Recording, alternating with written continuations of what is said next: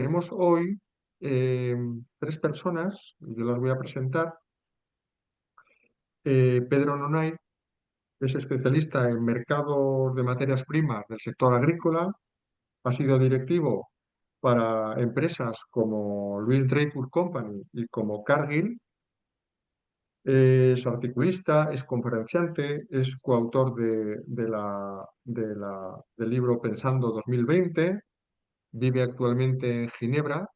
Y Pedro, estamos muy agradecidos de que nos ayudes una vez más en la webinar. Un placer Eh, poder estar con vosotros. Muy bien. Tenemos también a Valle García Novales. Valle es abogada en Derecho Mercantil Internacional, socia fundadora de García de Novales, vicepresidenta de la Comisión de Derecho y Prácticas Mercantiles de la Cámara de Comercio Internacional, es miembro del grupo de expertos de las reglas de Incoterms. Ella fue la que representó a España en la revisión de los Incoterms 2020. Asesora a multitud de empresas, tanto nacionales como internacionales, en contratación, y estamos muy agradecidos, Valle, de que tengas un poquito de esta mañana para que nos ayudes a dilucidar todo lo que vamos a hablar aquí. Gracias, Ignacio. Un placer colaborar con Induin y estar aquí con estos cracks del comercio Muy bien, internacional. muy bien.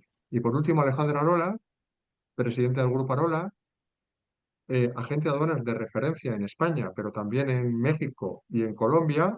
Tiene relaciones privilegiadas con las tres administraciones en su cabecera aduanera. Es miembro del Consejo Editorial Científico de la Law and Customs Magazine, es miembro de la Academia Mundial de Derecho Aduanero, miembro del Consejo de Asesoría Internacional de la Asociación Mundial de Zonas Francas con sede en Dubái, consultor independiente del Banco Interamericano de Desarrollo para asesorar la implantación de programas aduaneros, presidente de la Fundación Aduanera para la Difusión del Conocimiento y el Derecho Aduanero, y un viejo amigo al que siempre estamos muy agradecidos, Alejandro, desde nuestros comienzos. Muchas gracias, Alejandro. Muchas gracias, Ignacio. Un placer estar de nuevo contigo, colaborando con Induin y con Valle y con Pedro. Bueno, dos compañeros de lujo para una mañana que yo creo que puede ser muy interesante. Muchas Muy gracias. bien.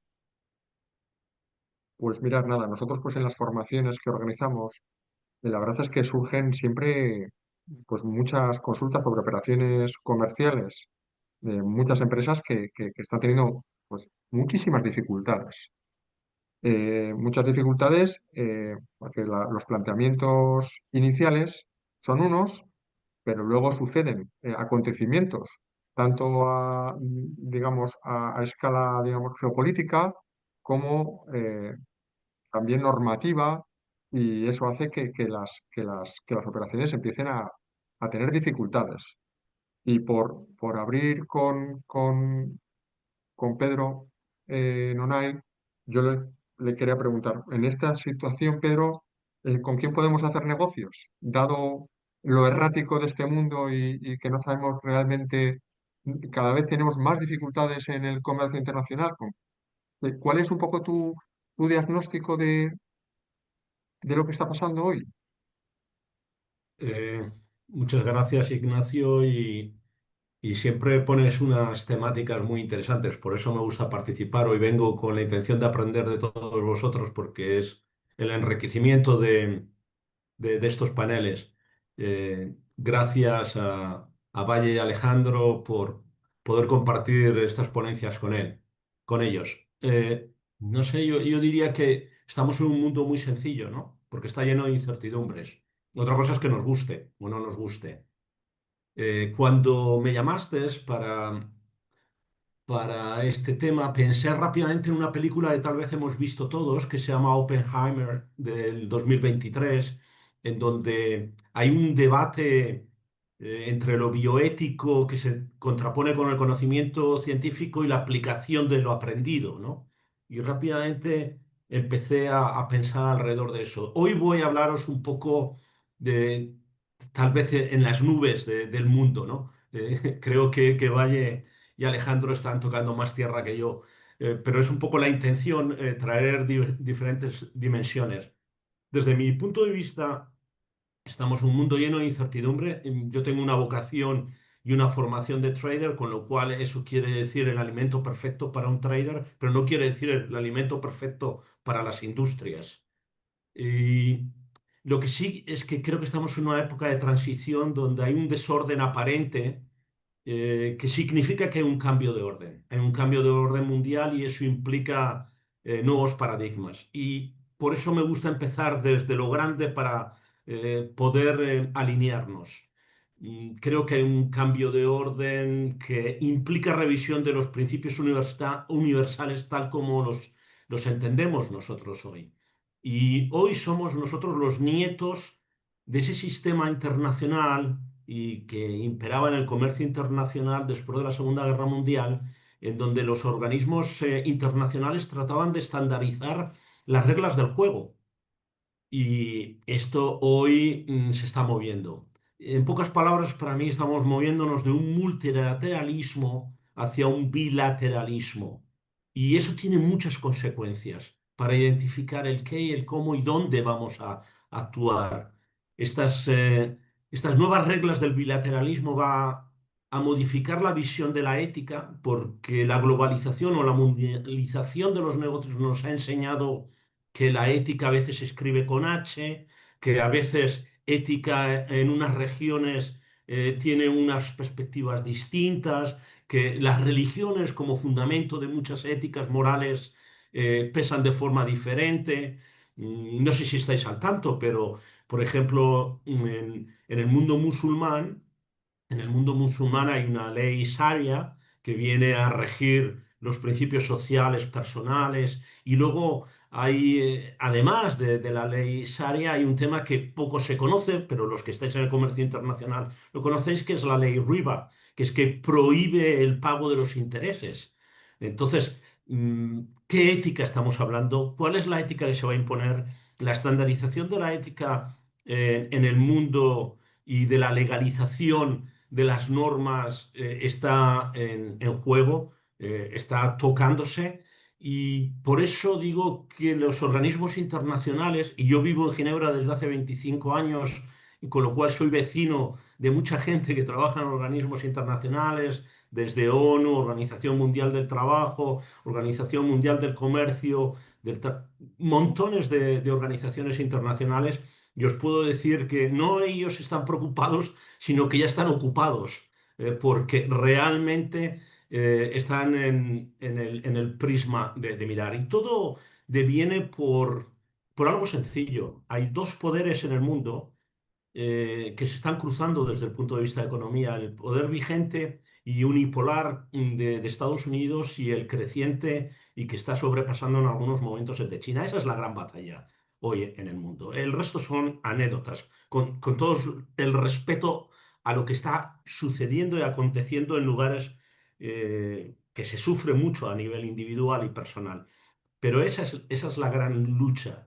Y Trump en su primera legislatura ya entendió perfectamente que Estados Unidos es mucho más poderoso sentándose en mesas bilaterales que sentándose en mesas multilaterales. Porque el multilateralismo lleva al consenso y el acuerdo y el bilateralismo pues es como todas nuestras empresas, que utilizas tus fortalezas en la negociación. Y eso hoy para mí es una realidad, pero es una realidad que está transicionando hasta un nuevo orden. Y además tenemos las élites tecnológicas que han llegado al poder. Y las élites tecnológicas llegando al poder, pues no están muy contentas de tener normas que les aprisionen. Tratan de tener normas más vulnerables para ellos poder seguir creciendo. En pocas palabras, creo que estamos en un entorno de fragmentación mundial. Yo veo un bipolarismo, aunque la gente habla del multipolarismo, cosa que no lo veo. Creo que hay un bipolarismo, fragmentando el mundo en dos bloques, teniendo dos realidades, rediseñando el mundo global que hemos visto hasta ahora y que se está convirtiendo en biglobal. Lo vemos con las sanciones, tienen un efecto brutal en el rediseño de la nueva realidad y sobre todo de cómo darle la vuelta a las sanciones. Y las sanciones tienen una legalidad. Pongo siempre el ejemplo de OFAC. OFAC es la institución norteamericana, dependiendo del Tesoro, que se encarga de aplicar y administrar las sanciones tal cual han sido. Yo he estado en empresas no americanas y en empresas americanas. Curiosamente, en las empresas americanas donde he participado, nuestra capacidad de obtener licencias de negociación, particularmente con Irán, era mucho más rápido que si no eres empresa americana. Entonces ahí hay otro debate ético. Pongo sanciones para favorecer el qué y el cómo, pero sabéis que la legalidad preside las relaciones comerciales y todo lo que no es ley y se queda fuera de ahí es vulnerable. Todo lo que, aunque te guste o no te guste, aunque te parezca ético, beneficia a unos a otros, entra dentro de una legalidad, se puede hacer. En pocas palabras, para simplificar mi visión, estamos en un momento Gutenberg de cambio mundial que cuando lo vives te cuesta entenderlo, pero no sabemos el final del juego en qué va a quedar. Mientras tanto, tenemos que sobrevivir y vivir. Creo que hay nuevas oportunidades y que el mundo de las empresas se tiene que adaptar, pero hay una transición y creo que estamos en la transición y no es fácil. Yo creo que mis compañeros de ponencia lo van a tener mucho más claro los riesgos en la transición. Yo trataba de mostraros un poco mi forma de ver el mundo desde una perspectiva, como repito, desde las nubes, pero luego hay que bajar a tocar tierra. Muchas gracias, Pedro. Valle, ¿con qué podemos enlazarlo con el comercio internacional? Oh, Pedro, me han encantado tus reflexiones. Aquí hay mucho para debatir y para comentar luego. Vamos a ver. Pedro es el que nos ha puesto una frase que antes estábamos comentando, antes de que empezara esta sesión, que es ¿cuál es la línea divisoria entre la ética y la legalidad? Vamos a ver. Por bajar a la tierra, como decía Pedro, lo que él con tanta brillantez nos exponía. Estamos en un escenario de conflicto. Estamos, como él dice, en un mundo, en un momento de cambio y en un escenario de conflicto. Esos conflictos internacionales impactan directamente en el negocio, impactan en los mercados a los que podemos dirigir nuestra acción comercial. Y fijaos, para mí está muy clara la línea divisoria entre la ética y la legalidad. Os voy a poner dos ejemplos pedestres, uno mío personal y otro de un cliente de nuestro despacho. Vamos a ver. Parto de la generalidad. Si tenemos un escenario de sanciones internacionales, por ejemplo, Rusia invade Ucrania y automáticamente la comunidad internacional reacciona poniendo sanciones contra Rusia. Cualquier intento, como han hecho y siguen haciendo muchas empresas que tienen mercado en Rusia y tienen una importante cuota de su cuenta de resultados en Rusia, cualquier intento de desviar mercancía, pues a través de Turquía, a través de Dubái, a través de los estados limítrofes y de las antiguas repúblicas soviéticas, mercancía que al final va a acabar en Rusia, eso no es, el debate no es si eso es ético o no es ético, es directamente ilegal. Palabra de abogada. Es decir, la normativa de sanciones dice explícitamente que cualquier intento torticero de circunvalar, ¿no? De dar un rodeo para llegar al destino final, pues evidentemente es una conducta sancionada y entra dentro de la normativa de sanciones. Ese no es un debate de legalidad, ese es un debate de que yo hago lo que me da la gana o lo que quiero hacer y bordeo la legalidad y me pongo a las consecuencias. Os voy a dar un ejemplo personal. No sé si sabéis que en Malta, ese estado pequeñito ahí en medio del Mediterráneo, aparte de toda la industria de los genéricos de la industria farmacéutica que están allí por un sistema legal muy favorable bueno, bordeando de alguna forma también toda la normativa internacional sobre propiedad intelectual, hay una industria, no sé si ahora sigue estando, pero hace 20 años tenían allí todas las matrices, las sociedades matrices de las industrias del juego.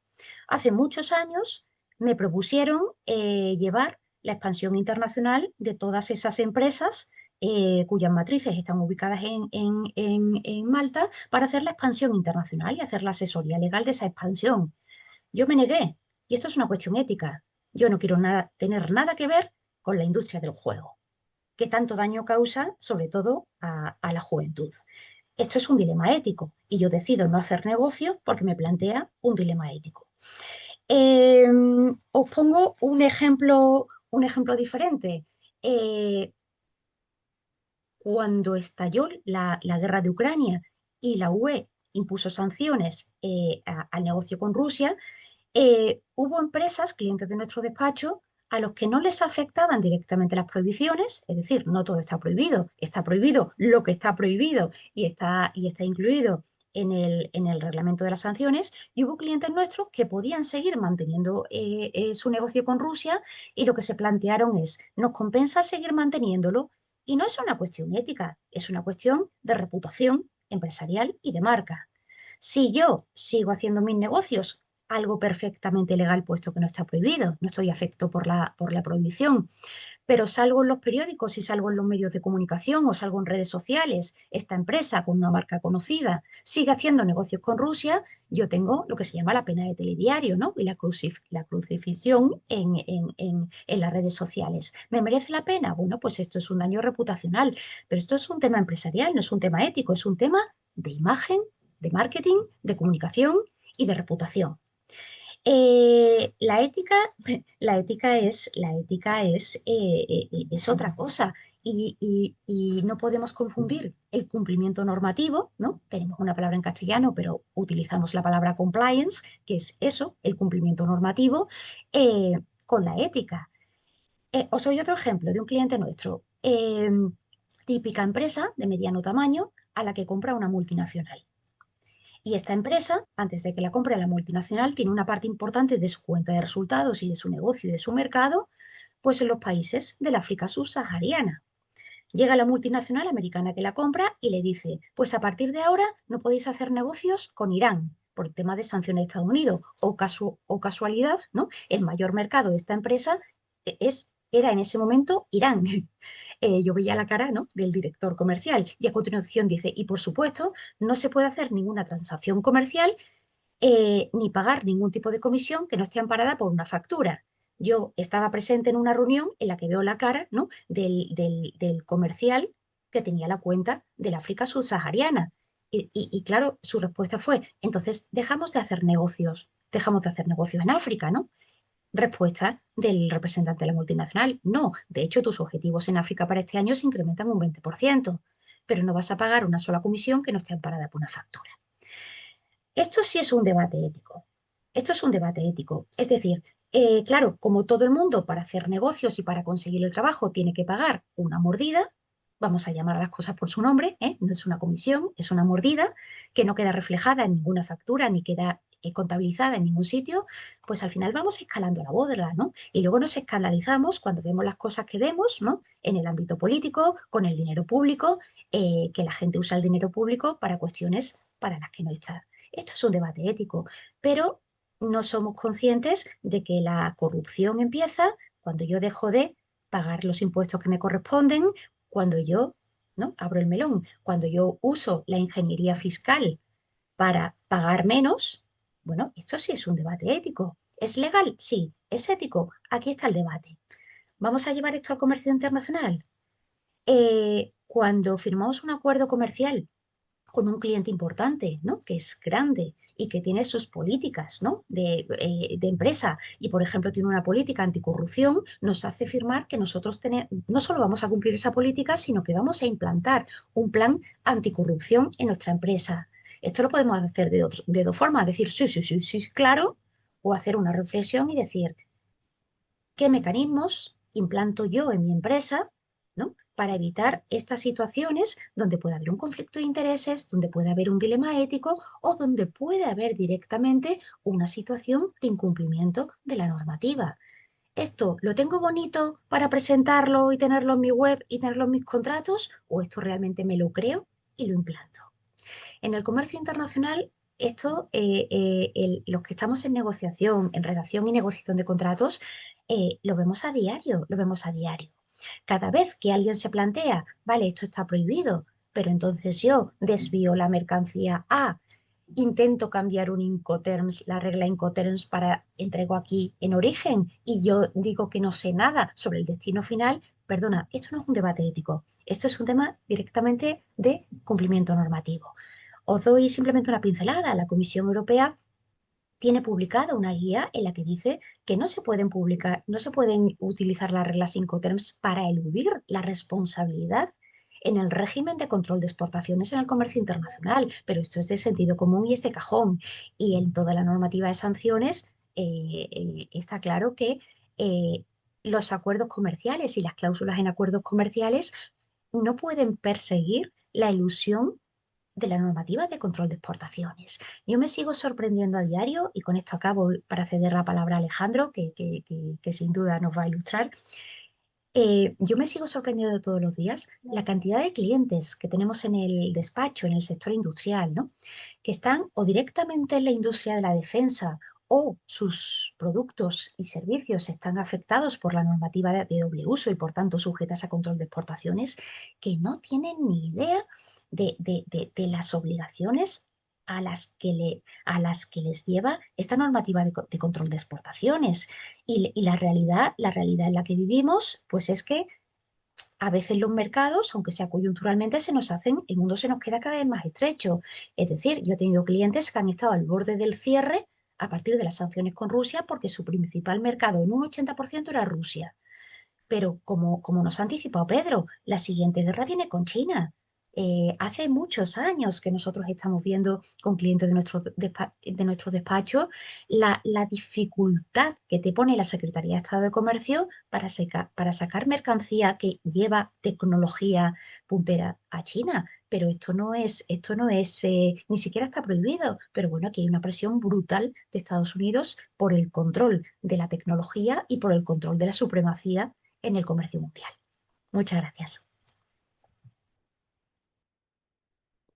Muchas gracias, Valle. Alejandro, ¿cuál sería tu reflexión ya bajada a la materia de aduanas y habla Valle del control de exportación, etcétera? Sí. Bueno, yo después de escuchar a Pedro y a Valle, ya he llegado a la convicción de que yo debería seguir escuchándoles, porque me ha parecido una lección magistral la de Pedro y otra lección magistral la de Valle, con lo cual yo calladito aprendería mucho más y de lo poco que puedo aportar lo voy a explicar, pero muchas gracias a ellos dos por extraordinarias las reflexiones. Bueno, hemos vivido en base a esa convulsión que Pedro comentaba y en base a estas normativas que también Valle hacía referencia, ¿no? Por ejemplo, el tema de las sanciones, cómo las aduanas han ido transformando su rol de una manera además, yo diría que radical.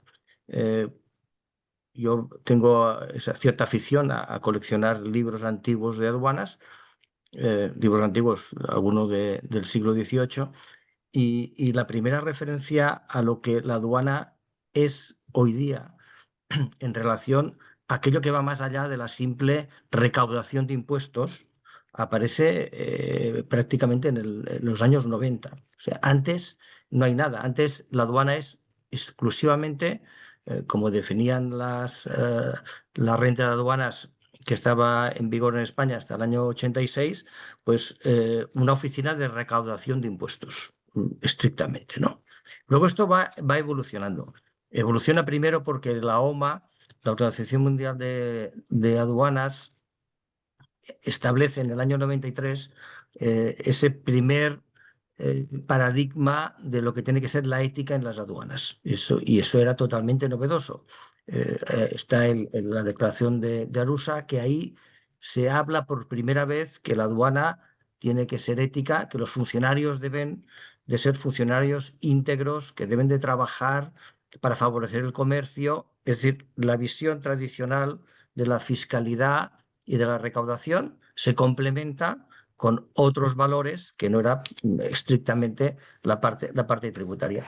Y luego ya, en el caso de la Unión Europea, en el año 2000, en el año 92, perdón, cuando entra en vigor el Código Aduanero de la Unión, ahí empiezan ya los primeros movimientos a incorporar a las aduanas determinadas funciones que ahora las tienen como muy asumidas, ¿no? La aduana, además de la recaudación, que es su función histórica, pasa a ser el valedor del comercio legal, el valedor del medio ambiente, el valedor de todas las normas de sostenibilidad, de normas que permiten, ¿no?, o no permiten el flujo de determinadas mercancías, la deforestación, el CBAM, todo el tema del ROS, aparte del RAE, productos eléctricos, electrónicos, los residuos, etcétera, etcétera, ¿no? Yo que tengo mucha relación con muchos funcionarios de aduanas, muchas veces ellos comentan, ¿no?, que han estudiado porque son inspectores de Hacienda, pero que acabarán aplicando muchísima normativa que no es precisamente aquella para la que hicieron la oposición, que era una normativa fiscal y una normativa aduanera en su caso, sino que ahora están en un escenario con múltiples normativas, como podía ser el tema de las sanciones. ¿Por qué ocurre esto? Porque yo creo que tanto la Unión Europea como los Estados miembros se han dado cuenta que la manera más eficaz para controlar movimientos de mercancías y para controlar cumplimientos normativos que a veces no tienen nada que ver, en la mayoría de casos, con los temas aduaneros propiamente dichos, es el control en frontera. Es decir, si en la frontera de la Unión Europea tenemos un sistema robusto que permite controlar la importación y exportación de mercancías y los cumplimientos normativos, por ejemplo, el de la desforestación, porque determinada soja se cultiva en determinado lugar del mundo, que eso ha ocasionado un perjuicio al medio ambiente, eso lo están controlando las aduanas, ¿no? Parecería algo totalmente impensable hace pues, 30 años atrás o 40 años atrás. Pero esta es la realidad y cómo ahora las aduanas acaban siendo los catalizadores de toda esa normativa, la fiscal, tradicional, pero toda la demás, que están, como yo diría, como cerca de 200 normas que inciden en todo el ámbito, de manera directa o indirecta, del comercio internacional. Hay una parte en relación a las reflexiones que hacía Valle que me parecían muy interesantes, ¿no? La línea esa entre la ética, la legalidad o el fraude de ley, que son muchas veces muy finas, ¿no?, y muy estrechas y a veces difuminada la línea, ¿no? No acabas de ver exactamente dónde está.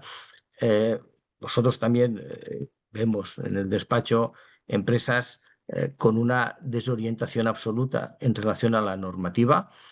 Bueno, yo creo que ahí hay una cierta, podríamos decir, excusa en cuanto a la vorágine de legislativa en la que estamos, que es absolutamente, yo diría que es como una especie de tsunami normativo permanente, cambios, yo diría que a diario, y que eso, de alguna manera, pues no sería excusa, ¿no? Porque las empresas deben conocer, perdón, la normativa con la que deben cumplir para hacer sus operaciones, pero sí que vemos mucha necesidad de información y de formación de esas empresas. Pero luego también vemos empresas que esas ya saben y saben bastante y buscan esos caminos alternativos a los que Valle hacía referencia, ¿no? Buscar de qué manera puedo enviar una mercancía a determinado país, pues, por ejemplo, el caso de las sanciones de Rusia, y evitar o tratar de buscar una alternativa que me permita cumplir con mi compromiso con el cliente.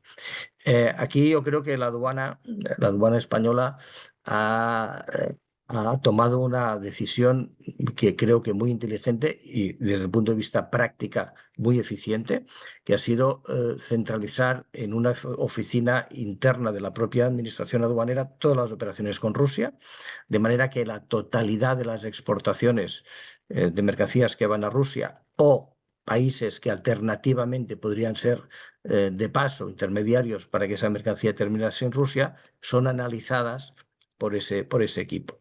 Y uno de los documentos que pide la aduana es un modelo estandarizado que ha preparado la Administración, en el cual el exportador firma que conoce que el incumplimiento de la normativa, que la elusión de las medidas de sanciones que ha establecido la Unión Europea podría comportar la aplicación de la ley de contrabando, una infracción administrativa o un delito de contrabando.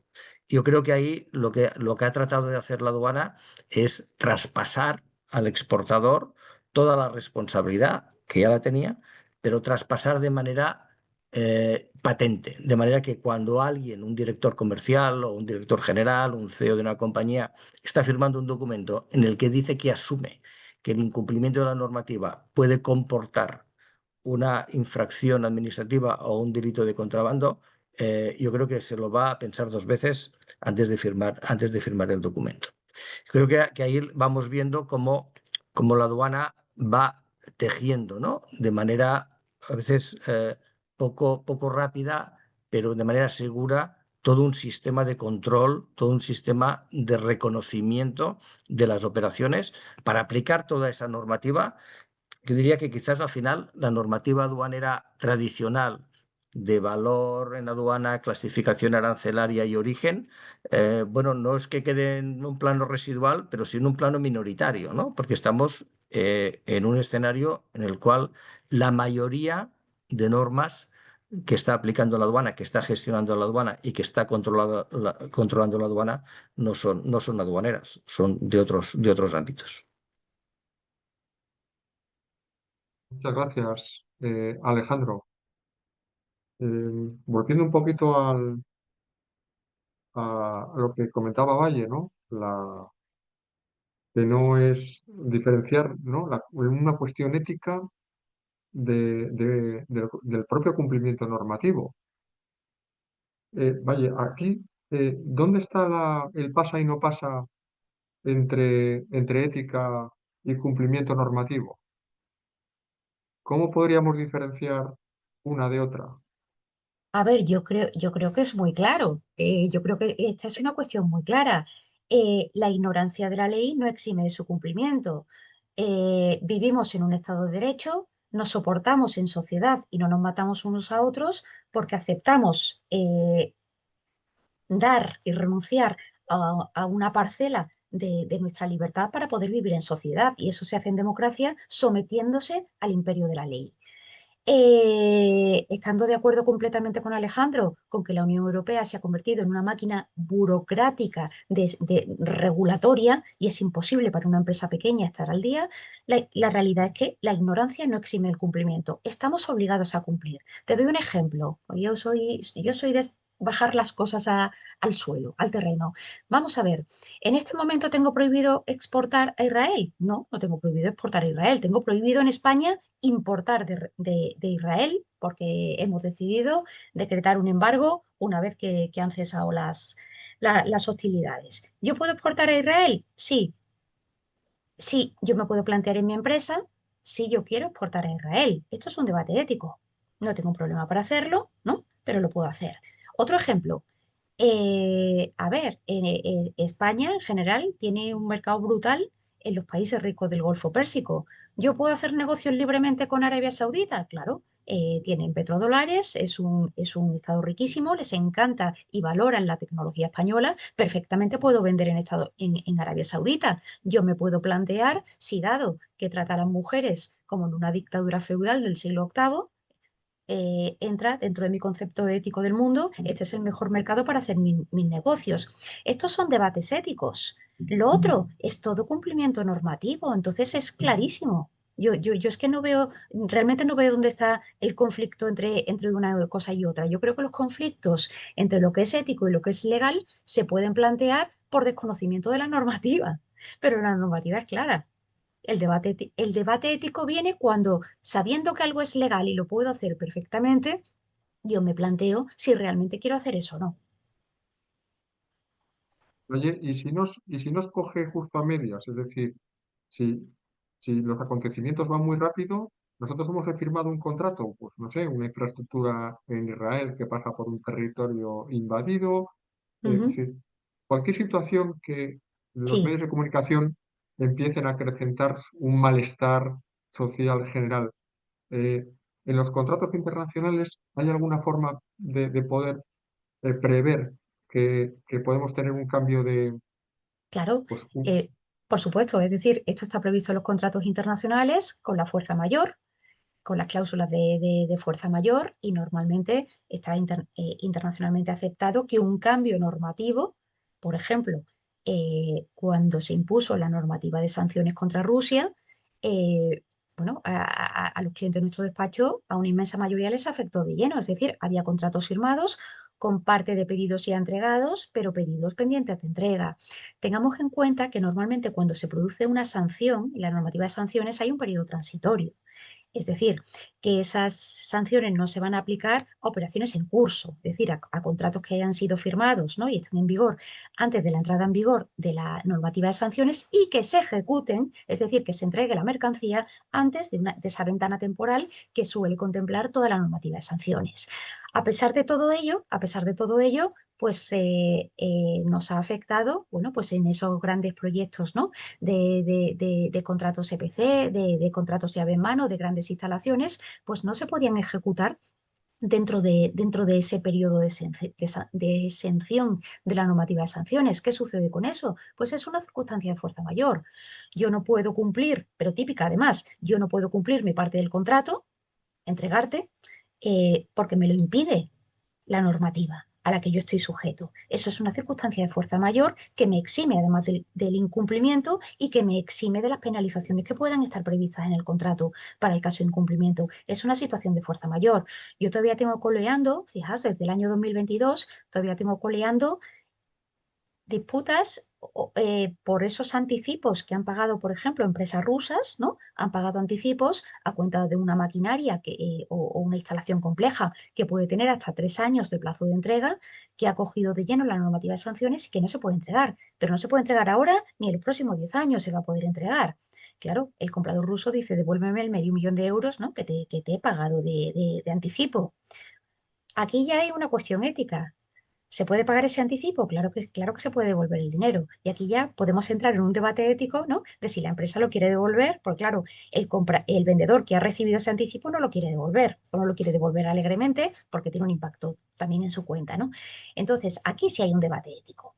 Pero esto es una situación típica de fuerza mayor, que aquí tened en cuenta que en todos aquellos contratos, y esto es algo típico del comercio internacional, de contratación internacional, en todos aquellos contratos que están sujetos a la ley de un país de derecho civil, y derecho civil somos todos los que venimos del derecho romano, pero también Rusia, pero también China, ¿no? Son sistemas de derecho civil donde la legislación está compilada y es accesible y la podemos consultar.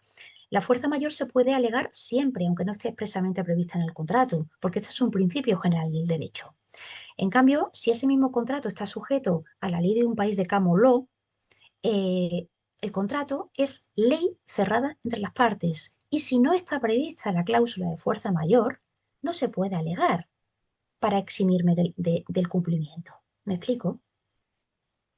Es decir, esas cuestiones que muchas empresas piensan que son cláusulas de relleno que metemos los abogados, ¿no? Para hacer más largo el contrato, no, son garantías, son precisamente garantías. Gracias, Valle. Eh, Pedro, buscándote un poquito a ti, con tu experiencia en las materias primas y volviendo, Valle nos lo ha resuelto muy bien, pero tú que eres un hombre, un directivo que has estado bueno, pues muy especializado en las commodities, y esas commodities generalmente se encuentran en países donde los derechos sociales, los derechos individuales, pues no se están cumpliendo. Eh, Ahora mismo que estamos hablando aquí de ética y estamos poniendo en valor hacer negocios eh, que cumplan toda la normativa internacional, bajo tu experiencia, ¿dónde termina ese vínculo donde yo ya estoy desligado de un posible proveedor que no esté incumpliendo en su sociedad con los derechos laborales, sociales, las libertades individuales de las personas? Qué difícil, ¿no? Esos países, justo los que tienen las materias primas, son los menos evolucionados en derechos en general. Sí, es una pregunta interesante. Estoy escuchando muy buenas ideas para debatir. Esto nos podría llevar una semana. Pero yo recuerdo una frase de Groucho Marx que decía, y creo que es en el entorno donde estamos viviendo ahora, estos son mis principios y si no te sirven, tengo otros. Entonces, yo creo que ese es en el mundo que estamos viviendo. No hay debate sobre el cumplimiento de la ley. La ley tiene que ser cumplida y no tiene que tener atajos. Yo creo que la pregunta es, ¿qué leyes nos van a regir en el futuro? Y repito, yo hablo más de tendencia porque estoy muy alejado del día a día y de tocar la tierra. Y trato de poneros algunos debates en ese aspecto. Yo creo que el mundo está caracterizado por una simetría brutal. Es más que nunca simétrico, aunque tengamos relaciones globales. Muchos de los conflictos macro los dirimíamos en la Organización Mundial del Consumo. Está de vacaciones o les han dado vacaciones. Hoy tratan de dirimirlos en el mundo bilateral. Esas asimetrías se ven y para mí han venido para quedarse en población, en valores, en energía, y nos va a condicionar mucho nuestro desarrollo comercial europeo y en particular español. No, estoy convencido que en 5 años vamos a normalizar muchas cosas que hoy no son ley, no son permisibles por la ley. Y vuelvo al debate ético y el debate de ley. En mi concepto más ético, una empresa no debería de transaccionar en países donde no hay democracia. O sea, si lo lleváramos al extremo. Pero se ha normalizado eso. Pues si no estamos haciendo las cosas imposibles. Pero ese es el primer debate, autarquía, democracia, porque detrás de la autarquía hay una serie de consecuencias que vaya comentado dos o tres con respecto al género, pero hay 200.000 más. Y eso hoy en el mundo, en el comercio internacional, no es un debate. Se ha normalizado. De hecho, la normativa se ha ajustado para evitar ese debate.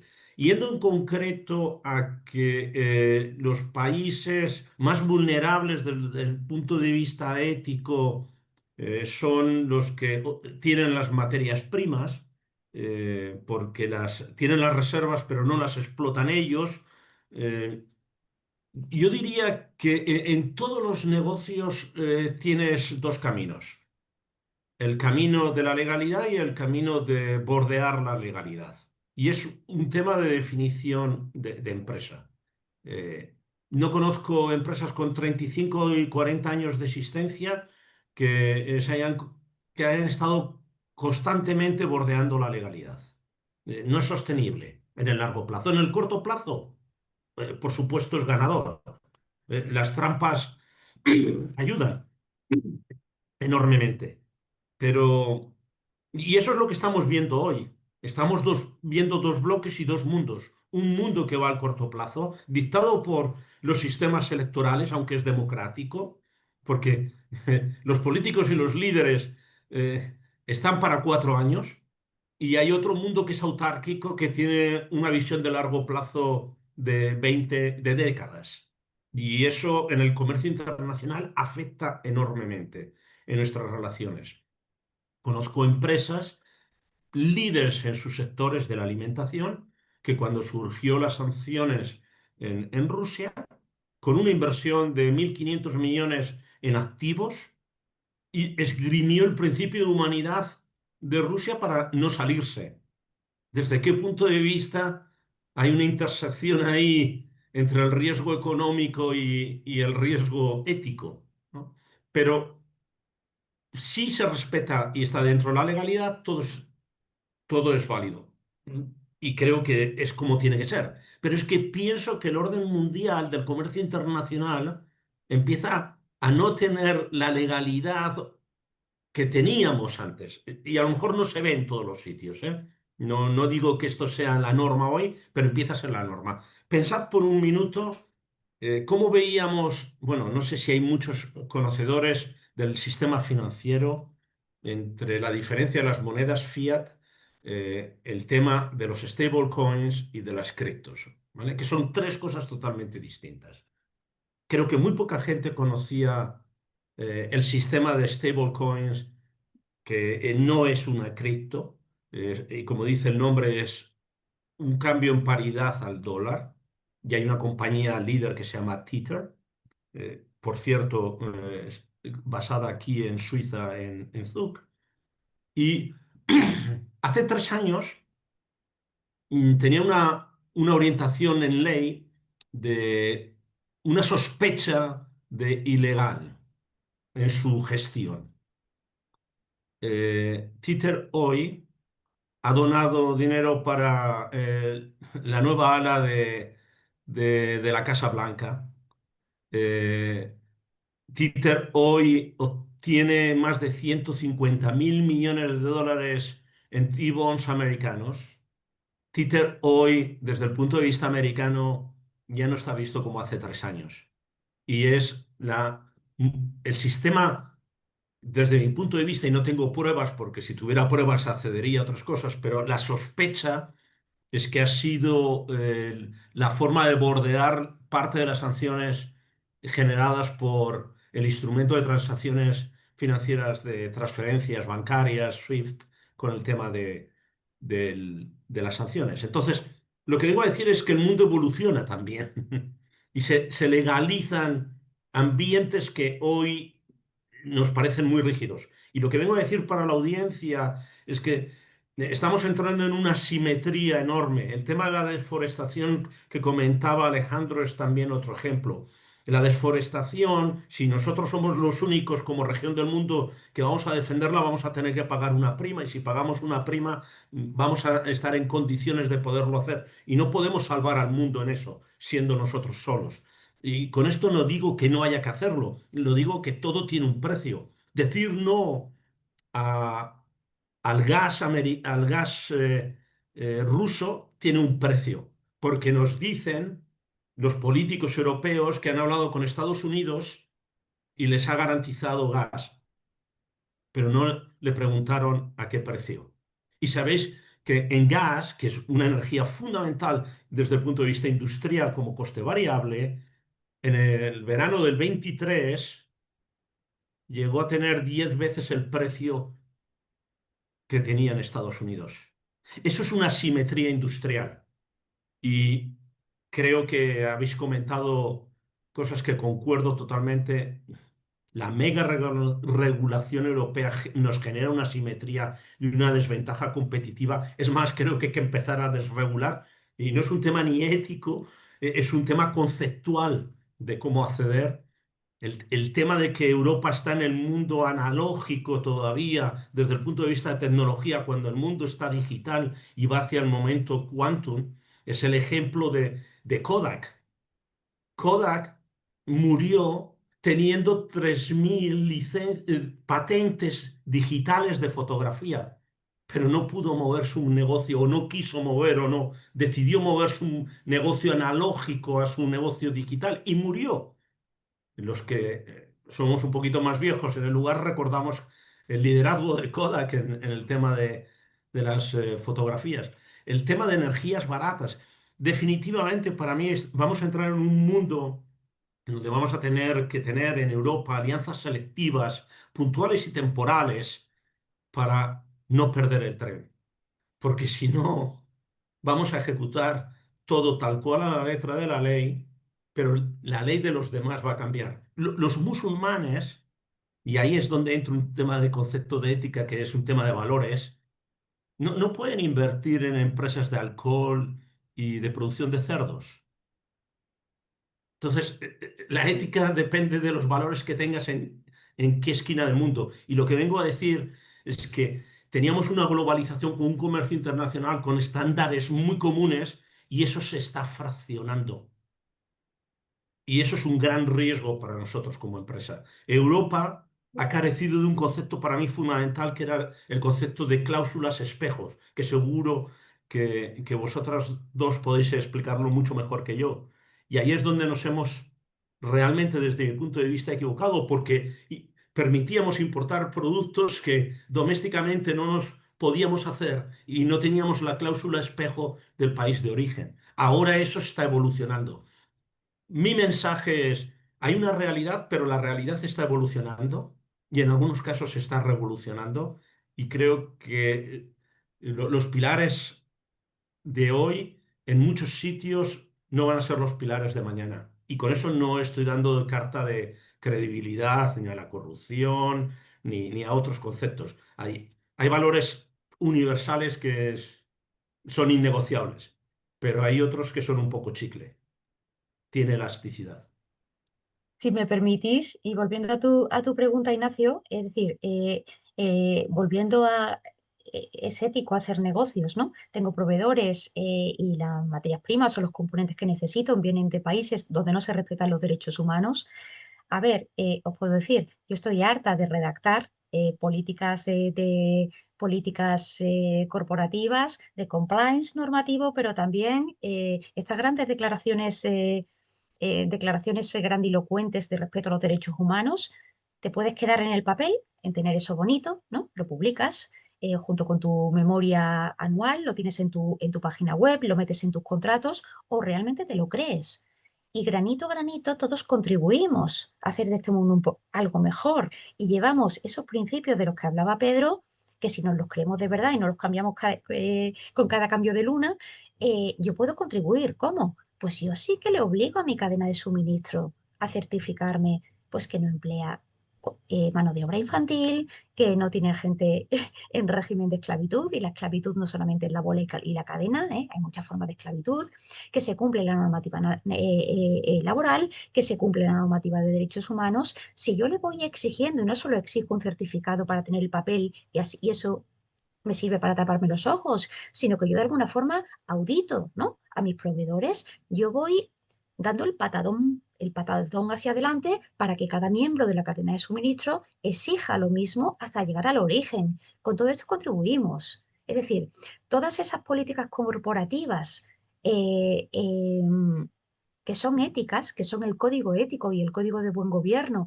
de tantas corporaciones, si realmente la corporación se lo cree y le exige la certificación y audita, todo lo que no se mide no existe y audita realmente a su cadena de suministro, cada miembro de la cadena hará lo mismo con el escalón que está por debajo y así todos contribuiremos a que realmente se cumpla esa normativa. Gracias. Muchas gracias, Valle. Cogiendo el hilo de Valle de auditar la cadena de suministro, estamos viendo muchas consultas referidas al origen, Alejandro. Las reglas de origen que marcan un poquito la procedencia de la mercancía. Y estamos viendo en algunos casos cómo hay reingeniería aduanera para decisiones sobre la composición de los productos en los orígenes que puedan permitir que esos productos pues dejen de ser de un tercer país y sean de otro país que puede ser tercero, pero que puede ser más interesante porque tiene doble convenio con Europa y Estados Unidos. ¿Nos puedes un poco, a los que no sabemos mucho de origen, decir Bueno, un poco este problema, que además las reglas de origen parece que no son las mismas en Europa sí, y en otros países, como Estados Unidos, por ejemplo? sí. Gracias, Ignacio. Yo antes de reflexionar sobre la pregunta que haces, que me parece muy interesante y además de absoluta actualidad, el tema que comentaba Valle, ¿no? En relación a nosotros individualmente, ¿no? ¿Qué puedo hacer yo, ¿no? Como ciudadano para que esto mejore de alguna manera? Mm, yo preguntaría, ¿no? A la audiencia. Podemos preguntar en nuestro entorno o en nuestra empresa o a nuestros amigos si alguien ha comprado alguna vez algo en la calle a los que, permitirme la expresión, comúnmente se les denomina manteros, ¿no? Gente que pone artículos en el suelo y que son artículos falsificados y que están, claro, pues a unos precios que no tienen nada que ver con los precios de las marcas auténticas. Eh, si hacemos esa acción individual, dices, bueno, pues compro un bolso, compro un pañuelo, compro lo que sea, esa acción individual que nos puede costar, no lo sé, no tengo ni idea del precio, pues 10 euros o 15 euros, no tengo ni idea. En realidad, eso sería una falta de ética, ¿no? Una falta de cumplimiento propio de uno mismo con su propia moral de comprar algo que sabemos que está falsificado, que sabemos además que esto ha entrado por canales de importación ilegales, que sabemos que detrás de esto normalmente hay mafias y que además las aduanas persiguen lo que antes comentamos de el gran abanico de normativa no aduanera. Las aduanas persiguen la falsificación de las marcas. Pero la repregunta aquí sería, el pobre señor que está ahí vendiendo, eh, su medio de vida es este. Y quizás si yo le compro y le pago 15 euros, quizás le soluciono algo, ¿no?, de su sustento diario en el día de hoy. Que igual a mí 15 euros pues me va a dar igual, pero igual a él le estoy solucionando parte de su vida. O sea, ¿qué línea hay entre la falsificación, ¿no?, la falsificación de la marca, la importación ilegal, las mafias, etcétera, y comprar algo que sabes que no es ético, que no es correcto, pero que de alguna manera, pues indirectamente, directamente estoy ayudando a esa persona? Este sería también, yo creo que un debate, que estaría en el ámbito de mercancía ilegal dentro de nuestro mercado, dentro de la Unión Europea, y de qué manera podemos combatir desde el punto de vista individual contra ello. Luego, una reflexión adicional antes de entrar en el tema de origen. Antes hablabas de Latinoamérica, ¿no? Yo desde hace muchos años viajo 8, 10, 12 veces al año a Latinoamérica, desde hace pues, más de 25 años, y aprendí algo muy al principio, que quizá mi primer viaje, que me dijeron, a veces me lo dijo un diplomático, aquí hay que venir a entender cómo es este país. Estaba en un país concreto de Centroamérica, y lo que hay en España es distinto de lo que hay aquí, y la realidad aquí es diferente de la realidad de España. Por tanto, ir, ¿no?, con parámetros estandarizados europeos que están muy bien a Latinoamérica con tus parámetros, eso es un choque, ¿no? Es un choque porque ahí la manera en que se desarrollan las cosas es distinta, y no podemos juzgar lo que está pasando allí con las normas que tenemos aquí. Es como si quisiéramos juzgar lo que hizo Cristóbal Colón con la normativa, ¿no?, en la situación del año 2025. Pues oiga, es que esto no lo podemos comparar, ¿no? Alguna vez me han dicho, claro, es que ustedes son los colonizadores. Digo, mire, perdone, yo llegué antes de ayer y no sé nada de lo que me está comentando. Yo vengo aquí a dar una práctica, a participar en un panel, pero yo no me siento colonizador de nada, en absoluto. Al contrario, vengo a aprender de ustedes, y realmente es así. Por tanto, yo creo que la ética que aquí en Europa podemos tener cierto empacho, cuando uno sale fuera, acabas viendo que, claro, que es que las normas del juego son distintas porque las situaciones son distintas. Y ahí se ocupa mucho la Organización Mundial de Aduanas en dictar criterios, interpretaciones y consejos para las aduanas de todo el mundo, que acaban siempre dejando, dentro de los parámetros que hablábamos de ética, ¿no?, y de este acuerdo de Arusa del año 93, pero dejando a las aduanas la aplicación de esas normativas, porque la realidad no es la misma. Es decir, la realidad de la aduana Guatemala-México no es la misma que la realidad de la frontera Suiza-Francia. Entonces, claro, los dos son aduana, las dos hay frontera, pero oiga, no tratemos de aplicar la normativa de la aduana Guatemala-México a la Suiza-Francia, porque esto va a ser totalmente inviable, y al revés, ¿no? Es decir, que el parámetro, el escenario, la situación, el contexto, yo creo que condiciona mucho a la manera de actuar, la manera de trabajar y a la manera de aplicar las normas. Voy al tema de origen. Y disculpa, Ignacio. La normativa de origen yo creo que había quedado como muy olvidada, bueno, porque al final, pues la mercancía en Europa hay un arancel medio, creo que es del 2,5 o 2,6%, el medio. al margen del tema de los antidumpings, y por tanto, pues que una mercancía venga de India o venga de China o venga de Australia, pues, o venga de Estados Unidos, pues tampoco incidía tanto en el origen y bueno, no tenía una trascendencia como la que realmente aduanalmente debería tener. ¿Cuándo se ha puesto el origen sobre la mesa? Pues a partir de enero de este año, cuando el señor Trump empieza con sus movimientos arancelarios, ese tablero que yo creo que cada día o cada 2 días se movía. Y ahora pongo aranceles aquí, ahora los quito, ahora me siento, ahora no me siento. Bueno, ahí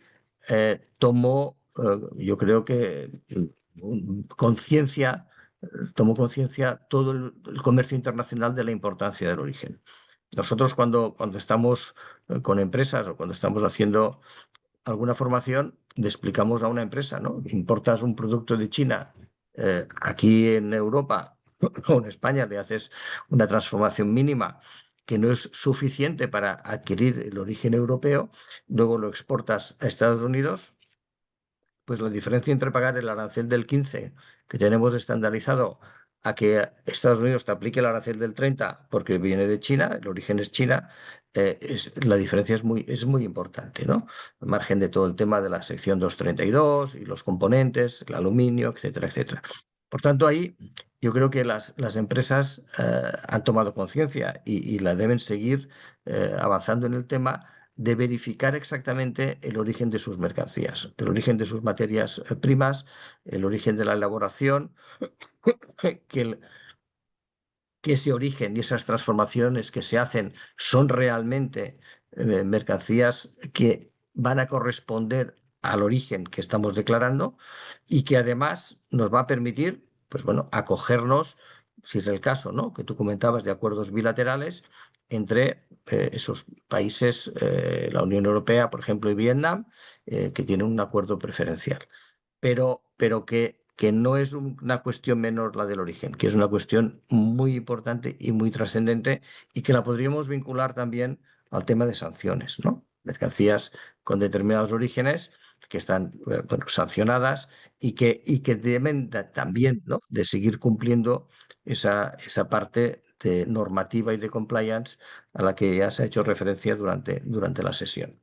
Yo creo que la parte de origen de las 3 materias tradicionales aduaneras que antes comentábamos, ¿no? Clasificación arancelaria, valor en aduana y origen, creo que la de origen es la que está ahora como más en el candelero porque es un tema que yo creo que detrás de él está el dinero, ¿no? Detrás de él está la recaudación, el tipo impositivo, la posibilidad o no de hacer operaciones y, por tanto, la necesidad de que las empresas conozcan a fondo es la materia, ¿no? El tema de origen.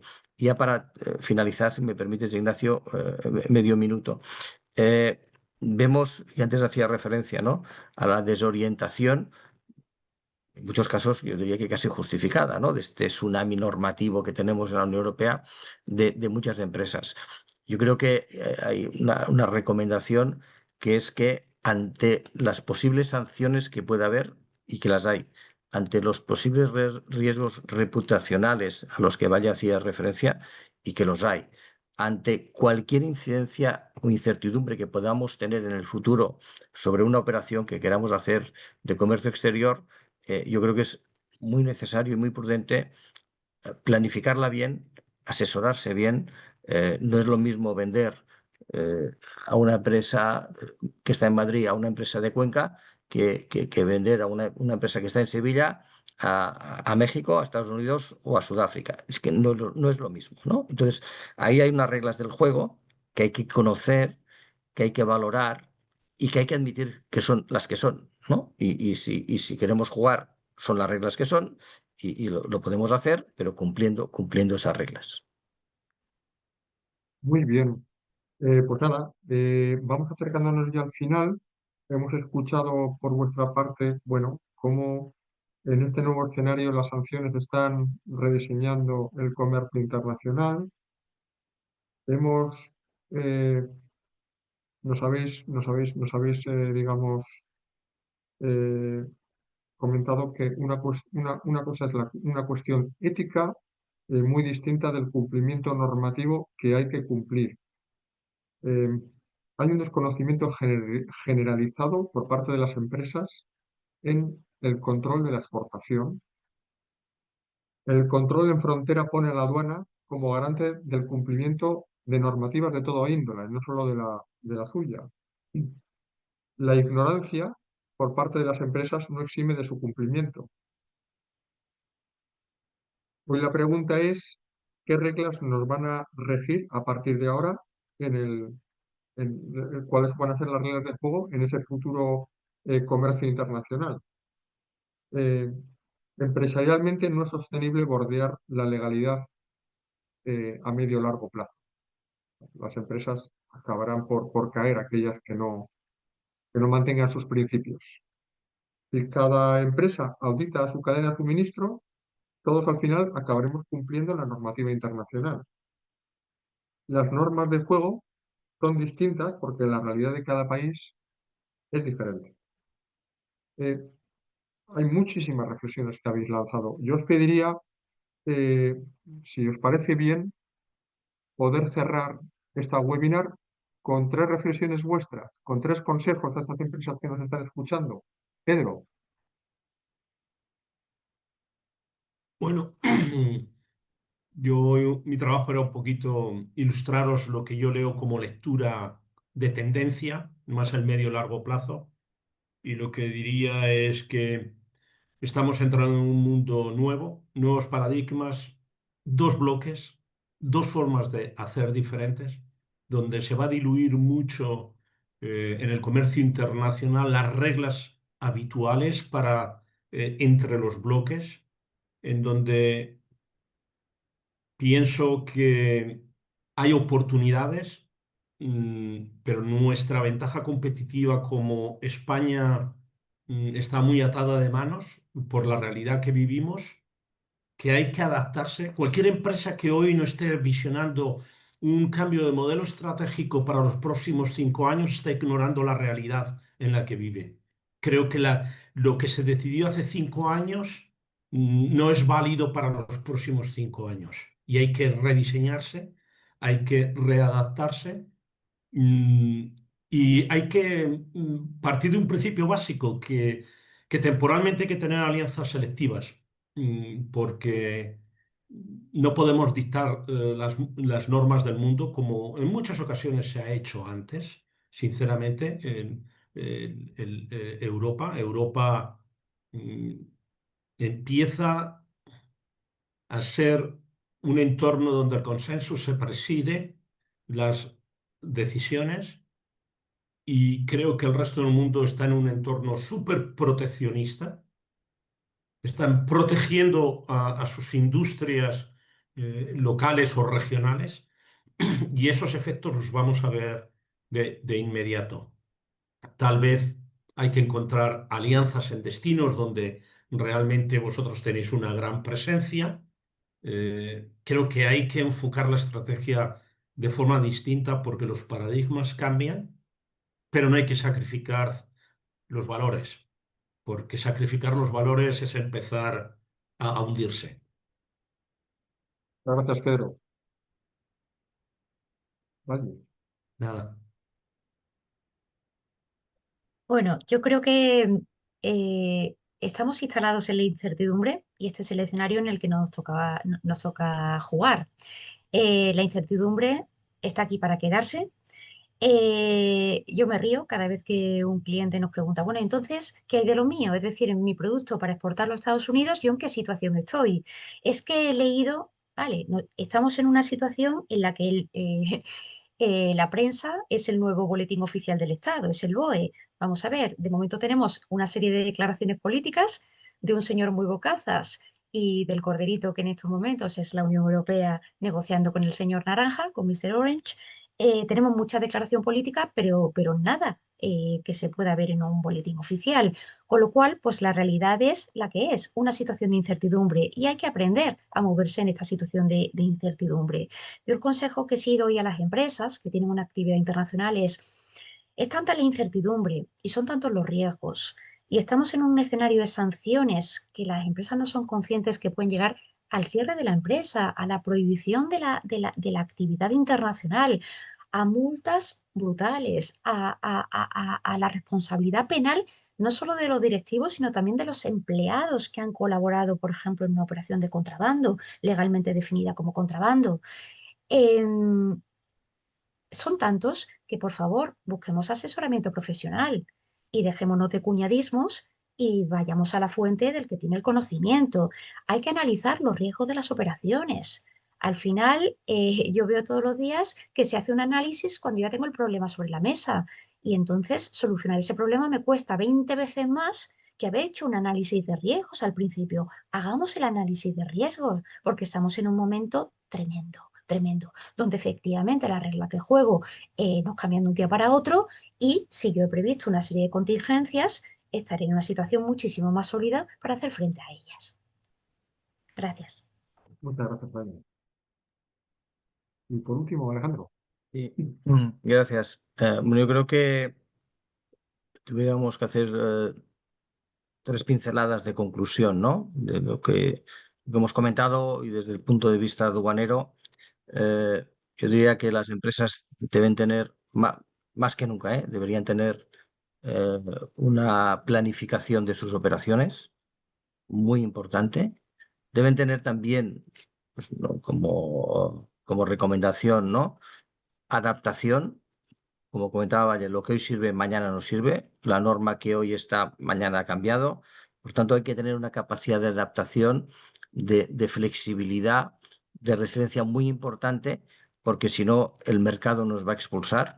El comercio internacional es un comercio muy exigente y tenemos que tener esa capacidad de adaptarnos, ¿no? Y la tercera cuestión, yo creo que sería efectivamente el acompañamiento, ¿no? El asesoramiento.